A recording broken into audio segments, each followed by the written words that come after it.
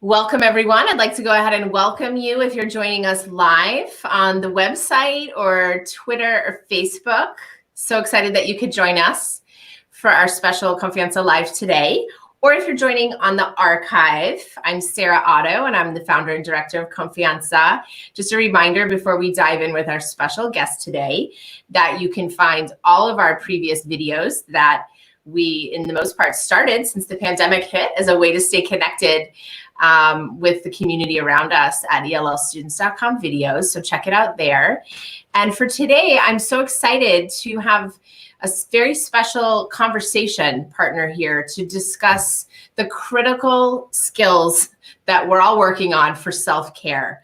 And so without further ado, I'd like to introduce Darlene Koury. Welcome, Darlene. Thanks, Sarah. Yeah, I'm excited to be here. Thank you for having me. I think this is a great topic for us to have a conversation about as we go into summer. And I'm really grateful that I have the opportunity. So thanks. Oh, absolutely. I always learn so much from talking with you, and I'm so excited to bring your message to the larger community today, which of course you work on every day, in different channels that we'll discuss. So Darlene, can you tell us a little bit about yourself, and then we'll get into your tips and your journey around self-care? Sure. So like Sarah said, my name is Darlene Koury. You can find me both on Instagram and Twitter. You can go to _happy is a choice. Make sure you do the underscore, otherwise you go to the wrong place. I'm a 20-year veteran senior teacher. I teach in the urban district of Central Falls, Rhode Island. Shout out to my CF warriors. Woohoo! I think some of them will be tuning in. I also did teach 2 years in Woonsocket, so I definitely want to recognize that, as I know I have some teacher friends that might join. So in that 20-year span, what I've done is a range of things from elementary education to adults. For the last 10 years, I have been and still am a MLL specialist at Calcutt Middle School. And I support teachers and students in a range of ways, from direct small group instruction to collaboration and also co-teaching. My self-care journey started probably about 5 to 7 years ago because I was just feeling that I was run ragged. In addition to my day job that I just explained, I'm married with 2 kids. I have a dog and a household to run with my husband. I have aging parents. I do side hustles like summer school and teaching at college starting in August part-time. So I was really spreading myself thin, and I was feeling that it was having some effects on me that I didn't like. So I decided that I would begin my self-care journey to try to navigate the stressors that were coming my way. Yeah, I really resonate with so much of what you just said. Also, I'm a 20-year, going to my 21st year veteran, I guess. Now we're veterans in the field of ed. And I think that it's an easy way to get out of balance, right? Is putting others first. So we're going to hear about your journey there. And also just to bring our viewers up to speed, you and I met in the work that Confianza was doing in Central Falls School District. And then we've also had the pleasure of continuing, well, I'll speak for me, I've had the pleasure of continuing the relationship with you as a change agent. And would love to share a little bit about that journey and how it connects to your larger vision and mission for self-care for educators. Sure. Like you said, we met a couple of years ago. I was on a leadership team, I still am, where we were looking to build the capacity in others. So Sarah and I quickly found out we share the passion of how to serve our MLL learners, but also we believe in the advocacy for self-care for our educators.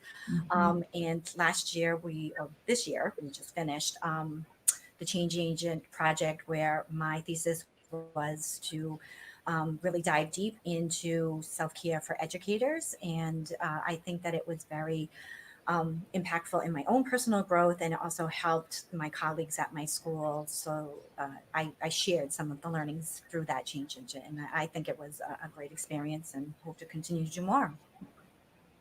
Absolutely. It's really exciting to learn with each other and share our own journeys. And so with your journey of self-care, Darlene, you mentioned several years back you decided to really reflect and try to bring in more intentional self-care to your work as an educator, because you work with both students, you work with, you build capacity with other educators, you're on leadership initiatives, not to mention your personal life and the other projects, as you said, that you're always doing.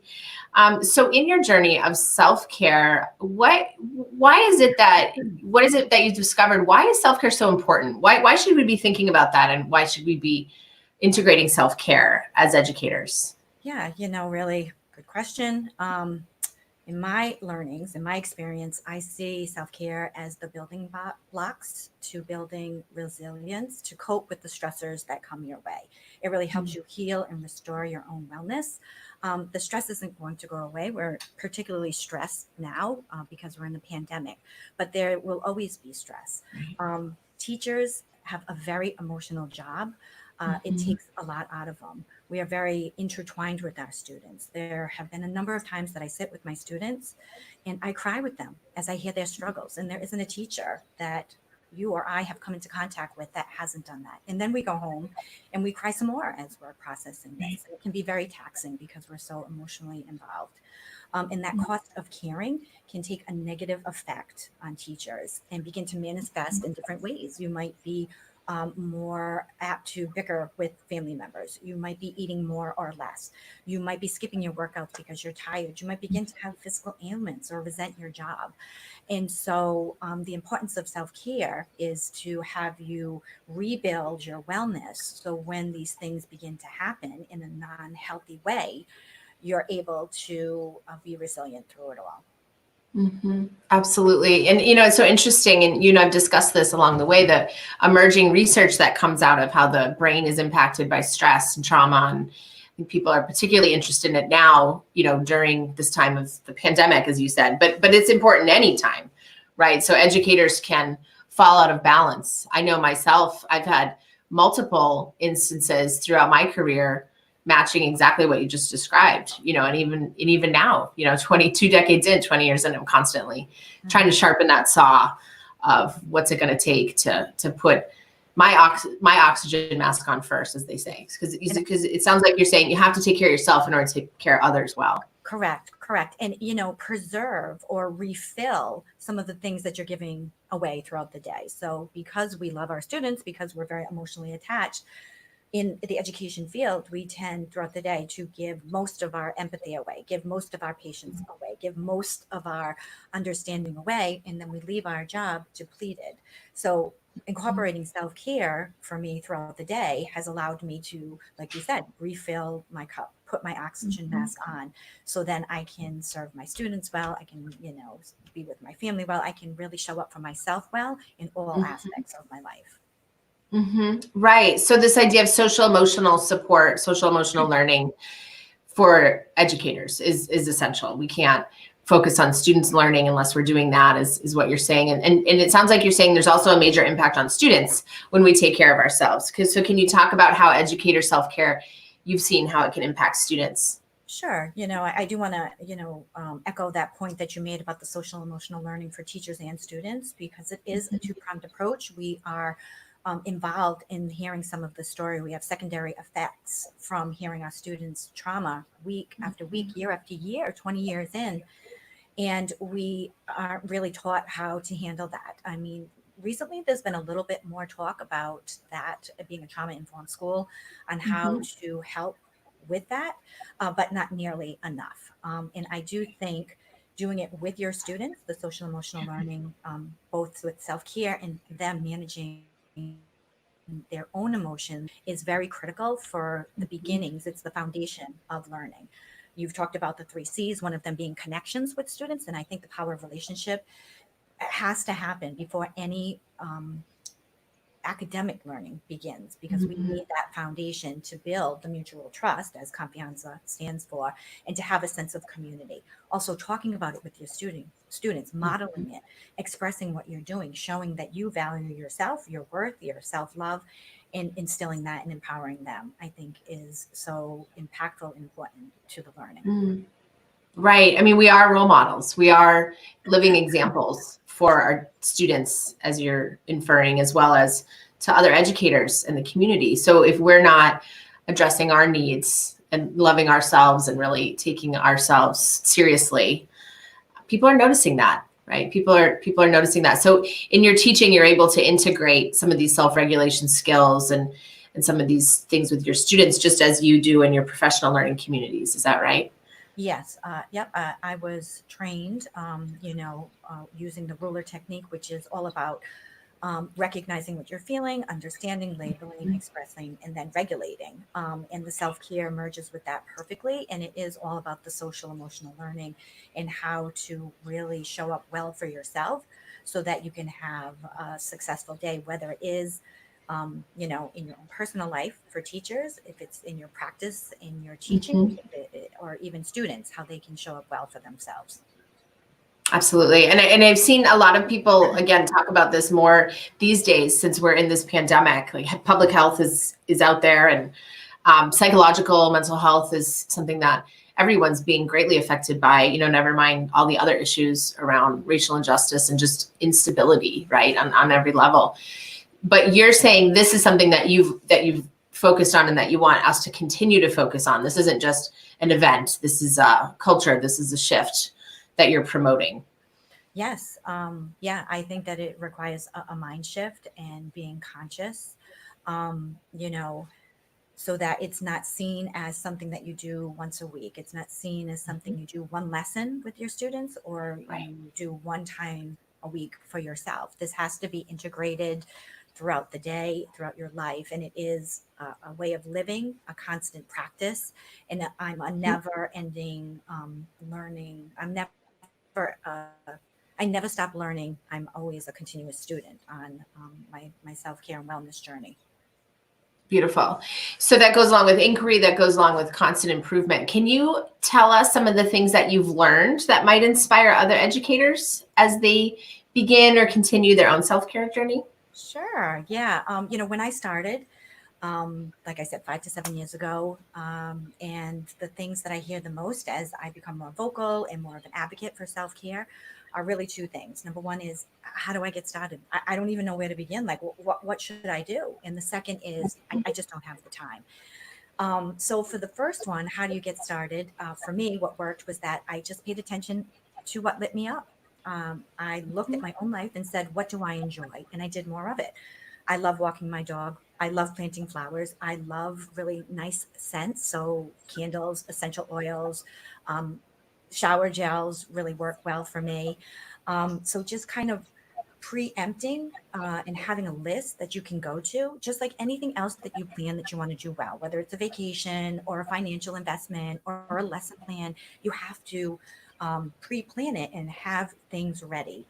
I find that self-care was the exact same way. So I knew what lit me up. If you don't know, what it is, you still can't think, just Google self-care tips. Follow me on Instagram. I give tons of ideas that you can do. And what works for one person doesn't work for another. So I have a friend that really loves a bright sunny room when she meditates. For me, that doesn't work. I like a nice warm, excuse me, dark room. And so it'll be trial and error. And eventually you'll find these small mindful moments, I think, that you will, or I incorporated throughout my day. The other thing that I struggled with and question that I hear is, how do I have the time? I mean, it's great for you to go away on vacation for a weekend, a little weekend getaway. It's great to do a day at the spa. It's great to do yoga for an hour and a half. But realistically, I didn't have the time for that. That wasn't something I could sustain, and therefore the impact of self care wasn't enough. Finding those small moments and incorporating them daily and often really was much more impactful for me. And from what I've heard from people I've talked to, that's a far better way to get your self care in. I do want to make a side note that when you are doing your self care, to be mindful really has to be there. That worked for me when I started paying attention and being in the moment when I'm doing my self care, had a much more significant effect. For example, if I'm doing my essential oils, yes, that's considered one of my self care things that I do. But if I'm thinking about, oh, I forgot to take out the meat for dinner, I forgot to finish that IEP, oh, I need to pick up the dry cleaning, I've lost the moment. So being mindful and grateful when you're in the moment really has a big impact. And, I've learned these things and hope to inspire others to just begin the process. Yeah. It's such a good point. And I'm looking at some of the comments agreeing with you that, first of all, we're in this profession where it's sort of natural that we're nurturing and putting others first. And that's important. That's part of what we do. That's part of who we are in our job descriptions. But that doesn't mean that we do it at the expense of our own health and our own mindfulness, as you said. And then also that's from Patriot World. And then we've got Gina Furtado talking about that, always being a learner and always improving. I know for me personally, as you're talking about your journey and what's worked to integrate things daily for you, I keep thinking about just breathing. That's something that I work on in teaching students this last semester myself, and also in working with those that I coach, is let's just take a moment to breathe and transition before we dive into all the work that we have to do out of our heads. Let's connect in, a little bit there. And then the other piece that is something that I'm working on personally is in this age of remote teaching and remote professional development, it's sitting. So, for me, I hear what you're saying, and I think I'm trying to constantly get better at when my little reminder goes on my Fitbit, and even when it doesn't, get up and move around, get moving. That's a great tip because, I've read some things where you may get caught up in your work, setting a reminder on your phone every half an hour, every hour to say, oh, hey, I got to do a little bit of self-care. And those two things that you named, from what I read, I'm not a scientist myself, but, from what I've read, that breathing physiologically does something to you, and movement, again, does something to begin the process of changing your state of mind. And that, as you said, really just takes a few seconds. So it's not this grand elaborate thing that it seems unattainable and you won't be able to incorporate self-care. That reminds me also of mantras. How you speak to yourself is very impactful. And we put a bunch of things up about being conscious, being mindful. And you may still have those thoughts, but it's the act of catching yourself and changing the way that you're speaking to yourself. That requires no time. Like we talked about how you might not have the time to incorporate self-care. That is self-care when you are speaking more gently to yourself. But that, again, would take, for me, it took some preempting and making decisions on how I was going to practice the self-care throughout the day. Excellent. I mean, language is so powerful, and what we're thinking really gives that power. So that's a wonderful tip to end on. Darlene, I can't thank you enough for joining us today. And I'm just so thrilled that you could share what you've learned on your journey. And I hope that it was really useful to our audience, both now joining us live and in the future, if you're catching us on an archive. So thanks again, Darlene. Yeah, this was great. It was awesome. I really appreciate it. And I love working with you. So this was awesome. I had a good time, and I think it was very beneficial. Thanks, Darlene. And I just want to have one more little plug that on our blog, Darlene has written 2 pieces, and one is a recent piece about being a warrior for self-care. And then the other one is about, how to go back to school. So looking ahead, which we're not ready for that. We're just going to take it one day at a time right now. It's June. So we'll start with where we are. But thanks again, Darlene, and wishing everyone a safe and healthy summer filled with self-care that can extend into the next school year. Awesome. Thank you so much. Thank you. Take care.